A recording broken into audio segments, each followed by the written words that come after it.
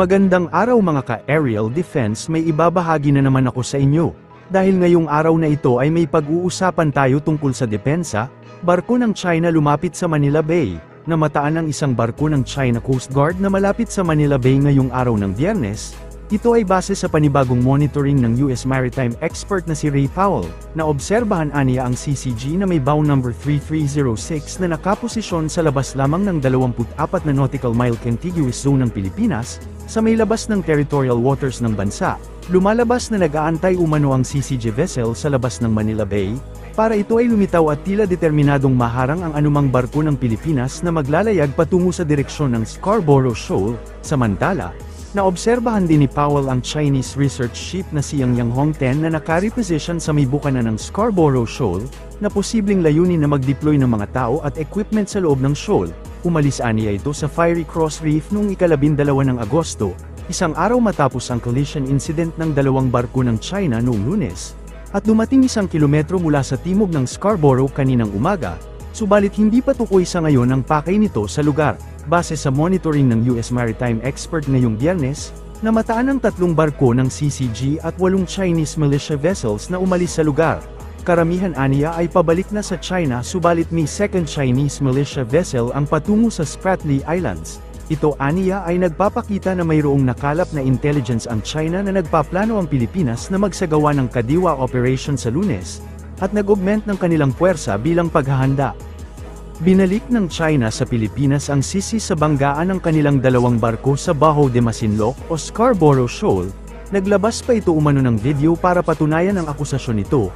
Naglabas ang state media ng China na Global Times ng video sa nangyaring banggaan ng kanilang barko.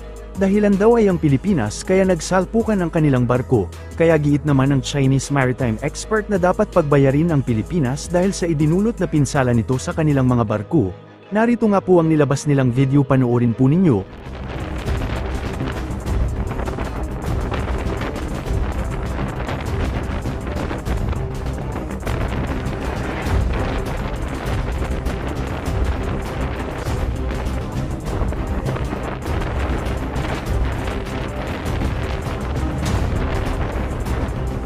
Makikita sa video ang barko ng China at barko ng Pilipinas na naghahabulan.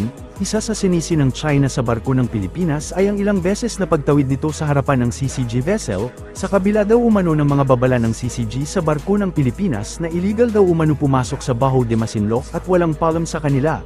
Ang Baho de Masinloc ay sakop ng Exclusive Economic Zone ng Pilipinas at kinikilala ng United Nations. Kuha ang nilabas na video ng China bago ang nangyaring salpukan at tila hindi nila inilabas ang buong video ng pangyayari.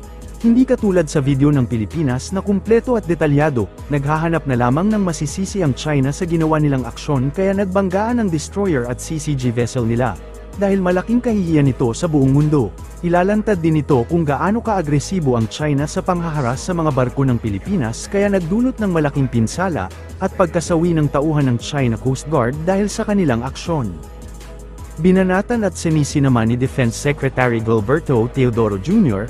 nitong Martes ang China sa mga pinsalang natamo ng mga tauhan ng Coast Guard nito kasunod ng banggaan sa pagitan ng mga barko nito sa Scarborough Shoal. Gayunpaman, sinabi ni Teodoro na wala siyang impormasyon sa anumang posibleng casualty sa panig ng China.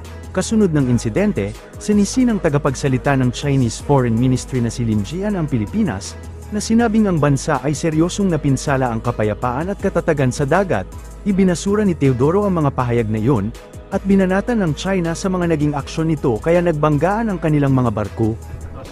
They say that it was us who started that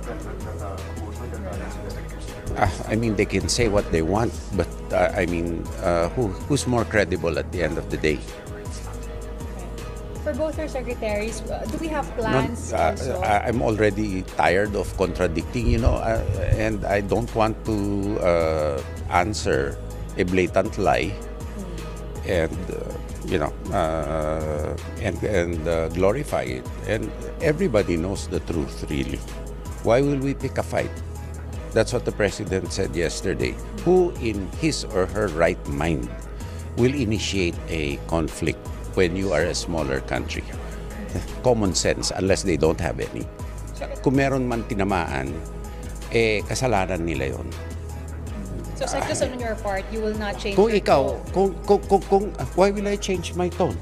I mean, that's my right as a Filipino and my obligation as a Secretary of Defense. Last na po. Thank you. Sila ang magpalit ng tono. Sila ang magpalit ng tono. Ba't ako magpapalit ng tono? Hindi naman ako sintonado. Sila nga sintonado. Well, if they cannot handle those statements, that goes to show you what kind of people you're dealing with, you know. I mean, if the truth hurts, then it's your problem, not our problem. Secondly, it's not only us who they have problems with. Even in Europe, they have problems. And they label everybody who stands up to them as a provocateur. I mean, it's like the old Vito commercial, if you were born. If it's you they're talking about, then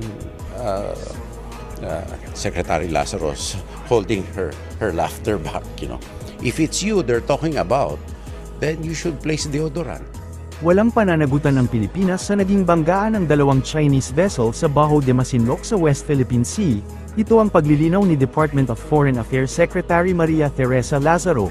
Sinabi ni Lazaro na bagamat hindi kanais-nais ang pangyayari, hindi ito kagagawa ng Pilipinas kundi ito ay resulta ng delikadong aksyon ng dalawang Chinese vessels. Para sa mas madaming update tungkol sa ating depensa, paki-follow at like muna ng aming page na nasa description na ang link. Huwag mo na rin kalimutan mag-like, share and subscribe. Pindutin mo na rin ang bell para updated kayo sa aking mga bagong video. Maraming salamat po.